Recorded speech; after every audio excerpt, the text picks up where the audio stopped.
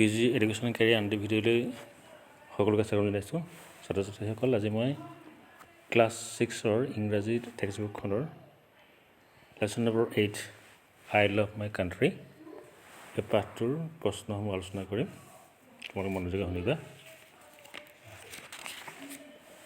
ইয়াত যিখিনি এক্টিভিটিজ দিয়া আছে এক নম্বৰতে আছে লেটছ চেক আৱাৰ আণ্ডাৰষ্টেণ্ডিং আমি এই পাঠটো পঢ়ি যিখিনি বুজিলোঁ তাৰ পৰা এইখিনি আণ্ডাৰষ্টেণ্ডিঙৰ কুৱেশ্যন শুদ্ধটোত আমি বিচাৰি উলিয়াব লাগিব ভোগেশ্বৰী ফুকননী ৱাজে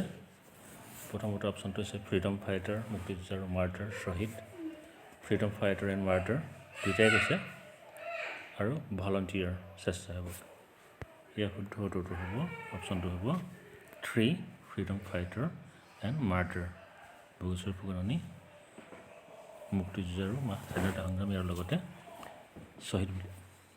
তেওঁ শ্বহীদ হৈছিল তাৰ 2 বিত আছে Bhogeswari Phukanani lived a peaceful life till the age of ইয়াত 60 আছে 50 আছে 16 আছে 61 ভোগেশ্বৰী ফুকননীয়ে কিমান বছৰ বয়সলৈকে এই আন্দোলনৰ লগত জড়িত নোহোৱাকৈ শান্তিপূৰ্ণভাৱে জীয়াই আছিল ইয়াৰ শুদ্ধ অপশ্যনটো হ'ব আমি পাঠটো পঢ়ি যিহেতু পাইছোঁ ইয়াৰ শুদ্ধ অপশ্যনটো হ'ব প্ৰথমৰটো 160 মানে 60 বছৰ বয়সলৈকে ভোগেশ্বৰী ফুকননীয়ে কি কৰিছিলে এক শান্তিপূৰ্ণ জীৱন যাপন কৰিছিলে কোনো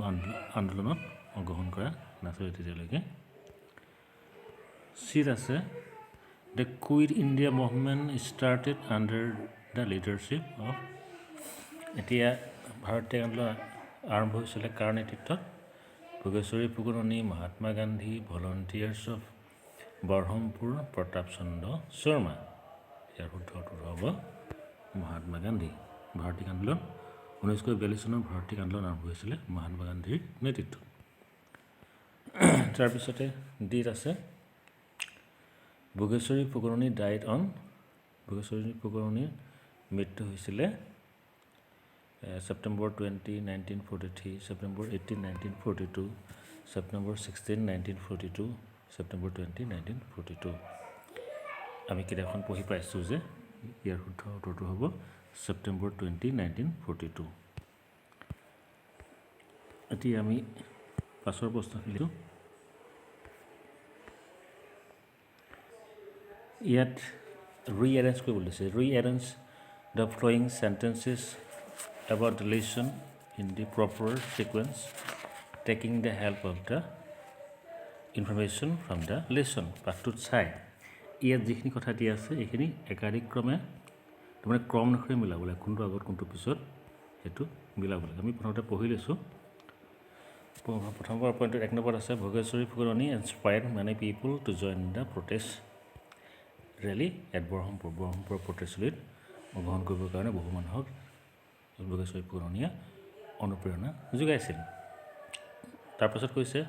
when he recovered he shot her with his pistol from a close range and she died যেতিয়া তেওঁ চেঞ্চ ঘূৰাই পালে নিজৰ চেঞ্চলেছ হৈ যোৱাৰ পাছত তেওঁ যেতিয়া ৰিকভাৰ হ'ল মানে আকৌ চেতনা ঘূৰাই পালে সি কি কৰিলে গুলি কৰি তাইৰ তেওঁ নিজৰ পিষ্টলেৰে কিবা ওচৰৰ পৰা আৰু তাই মৰিলে ইয়াত ভোগেশ্বৰী ফুকননীৰ কথাই কৈছে তাৰপাছত কৈছে she soon became the leader of the women's wing of the movement in Barhampur তেখেত খুব সোনকালেই বৰহমপুৰৰ উইমেনসকলৰ তিৰোতাসকলৰ যিটো উইং আছিলে শাখা আছিলে তাৰ লিডাৰ হৈ পৰিছিলে পাছত কৈছে when thousands joined the Quit India movement in 1942 Bhogeswari Phukanani could not remain idle যেতিয়া সহস্ৰ মানুহে 1942 চনৰ স্বাধীনতা আন্দোলনত অংশগ্ৰহণ কৰিলে ভোগেশ্বৰী ফুকননীও ৰৈ থাকিব নোৱাৰিলে পাছত কৈছে Bhogeswari Phukanani started beating the officer with the pole of the flag Bhogeswari Phukanani কি কৰিছিলে পতাকাখনত লাগি থকা যিডাল মাৰি সেই মাৰি দিলেই কি কৰিছিলে সেই অফিচাৰ এজনক কোবাবলৈ আৰম্ভ কৰিছিলে Bhogeswari Phukanani was living A peaceful life family life with 6 sons and some daughters Bhogeswari Phukanani এক শান্তিপূৰ্ণ জীৱন যাপন কৰিছিলে বুলি কৈছে সন্তান সন্ততিৰ সৈতে ৰিজেক্ট কৰা সৈতে তাৰ পাছৰ বাক্যটো কৈছে at the rally British officer try to take away the flag from Ratnamala ৰত্নমালাৰ পৰা ফ'ৰ্চফুলি ব্ৰিটিছ অফিচাৰ এজনে ফ্লেগখন কাঢ়ি ল'বলৈ চেষ্টা কৰিছিলে।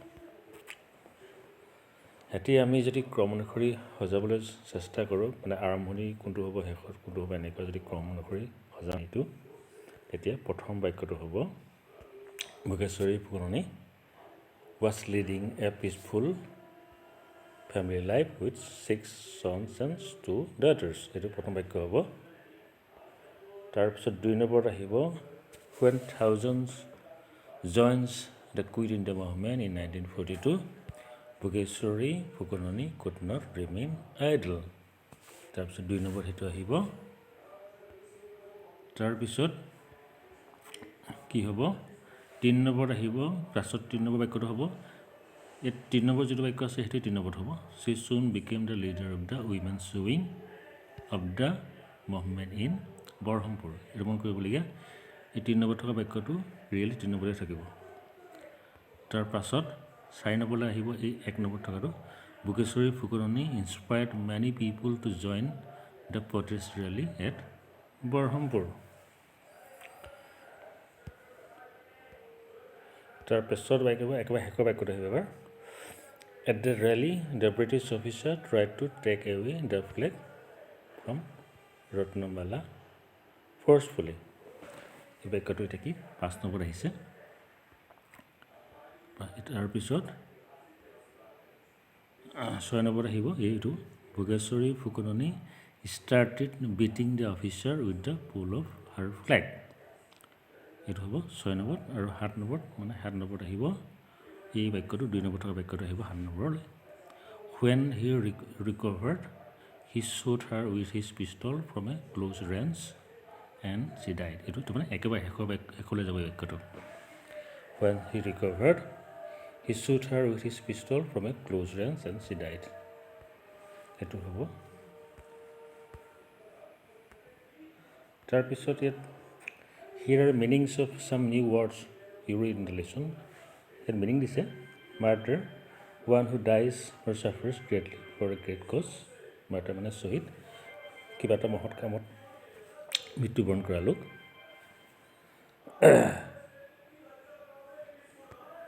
অকল মৃত্যুবৰণ কৰাই নহয় বাৰু ডাইছে নহয় ছাফাৰ্ছ ভোগা যাতনা ভোগা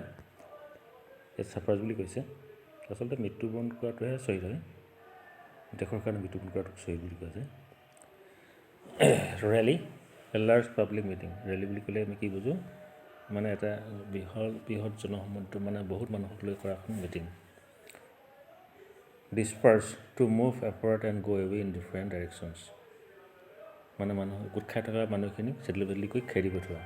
এইটো ডিছপাৰ্চ অৰ্থ হৈ আছে। Fill in the blanks to check your understanding. এতিয়া আমি খালী ঠাই বুলি দিছে আমি পাঠটো পঢ়ি কি বুজিলোঁ তাক চাবৰ কাৰণে a dais was organise in protest against British rule. এইটো কি হ'ব a public rally was organise in protest against British rule. তাৰপিছত হ'ব the police dash the crowd the police try to disperse the crowd হ'ব পুলিচে মানুহখিনিক চেডলি badly কৰি খেদি পঠিয়াবলৈ যত্ন কৰিছিলে তেনেকুৱা হ'ব পাৰে। The Bhogeswari Phukanani was a freedom fighter and C died. Bhogeswari Phukanani freedom fighter বুলি কৈছিলে আৰু তেওঁৰ মৃত্যু হৈছিলে এ মাৰ্টাৰ্ছ ডেথ শ্বহীদ হিচাপে তেওঁৰ মৃত্যু শ্বহীদ হিচাপে দেশৰ স্বাধীনতা সংগ্ৰামৰ শ্বহীদ হিচাপে তেখেতৰ মৃত্যু হৈছিলে। ইয়াৰ পাছৰ প্ৰশ্নখিনি আহিছোঁ ইয়াত দিছে now look at the dictionary to find out the meaning of the following words write them in the space given। এই ডিকশ্যনেৰীত চাই শব্দকেইটা অৰ্থ লিখিব আছে বেদ মানে বাধা নিষেধ আৰোপ কৰা বেং এইটো প্ৰহিবিট হয় ইয়াৰ ইকুইভেলেণ্ট ৱৰ্ড প্ৰহিবিট হ'ব পাৰে প্ৰহিবিট বাধা দিয়ে মানে নিষেধ কৰা কাম মানে শান্ত পিচফুল হ'ব পাৰে ইয়াৰ ইকুইভেলেণ্ট ৱৰ্ড মানে চিনোনিমছ। লেপ মানে আমি অসমীয়াত কোলা বুজি পাওঁ কোলাত কোৱা তাৰ মানে কঁকাল আৰু আঁঠুৰ মাজৰ অংশটো এইটো আমি ইংৰাজীত নি বুলি ক'ব নি। আনকনচিয়াছ মানে কনচিয়াছ নথকা অৱস্থা চেঞ্চ নথকা অৱস্থাটোক আনকনচিয়াছ বুলি কোৱা যায়। এতিয়া আমাক পিকচাৰ দিছে, পিকচাৰখিনিৰ লগত নামটো মিলাব দিছে ফ্ৰীডম ফাইটাৰৰ। এইখিনি এই কুশল কোঁৱৰ নামকেইটা কোঁৱৰ, ভগত সিং, মোহনদাস